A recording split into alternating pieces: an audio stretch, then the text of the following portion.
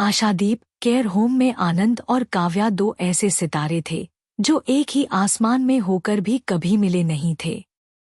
आनंद जो कागज पर ब्रह्मांड बनाता और काव्या जो एक पुराने म्यूजिक बॉक्स में अपनी पूरी दुनिया समेटे हुए थी।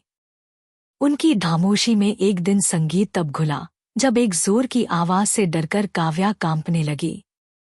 तब आनंद ने अपने हाथ के इशारे से हवा में उसकी म्यूजिक बॉक्स की चाबी घुमाई। वो एक छोटा सा इशारा काव्या के लिए एक पूरी नज्म बन गया। धीरे धीरे वो एक दूसरे की आदत बन गए। पर उनकी इस बढ़ती नजदीकी को हेड नर्स मिसेस वर्मा एक खतरा मानती थी। उन्हें लगा ये एक दूसरे पर निर्भरता का एक और रूप है जो उनके लिए ठीक नहीं। उन्होंने दोनों को अलग अलग एक्टिविटीज में रखना शुरू कर दिया। ये दूरियां दोनों के लिए सजा बन गईं। आनंद के बनाए तारों का रंग गहराने लगा और काव्या के म्यूजिक बॉक्स की धुन और भी उदास हो गई। पर उन्होंने अपनी खामोशी में भी बात करने का तरीका ढूंढ लिया था। आनंद उसके तकिए के नीचे तारों वाले पत्थर रखाता और काव्या उस बेंच पर अपना म्यूजिक बॉक्स छोड़ जाती जहां से आनंद गुजरता था। एक दिन केयर होम में फैमिली डे था। काव्या के घरवाले भी आए, जिनके आने से उसका डर और बढ़ गया। घबराहट में उसके हाथ से वो म्यूजिक बॉक्स छूटकर जमीन पर गिर गया और उसकी आवाज हमेशा के लिए खामोश हो गई।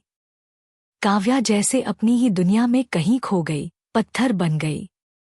डॉक्टर्स और नर्स सब बेबस थे। तब आनंद अपने कमरे की ओर भागा। वो वापस आया तो उसके हाथ में दर्जनों छोटे छोटे कैनवास थे जिन पर अलग अलग तारे और कहकशां बने थे।